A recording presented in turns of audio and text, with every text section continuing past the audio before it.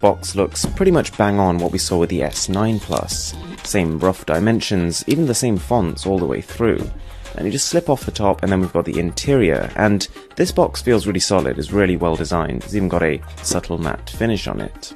The phone is on top, we're going to come straight back to this in a second, but first of all, pretty much the standard stuff inside the box. This quick start guide is from a past clone phone, and this charger is probably, hopefully going to be revamped in the actual S10. I'm definitely hoping for fast charging speeds, it's an area where Samsung's phones aren't exactly on par. Got a pair of earphones and then a standard USB Type-C charging cable. Okay, onto the phone itself, and as with most clone phones, it's thicker and heavier than the actual phone will end up being, not quite as slick or refined, but there are a few interesting takeaways we can have from this. We've got almost stainless steel looking edges, kind of like what we've seen on the iPhone XS. I really like that, I think that looks pretty premium.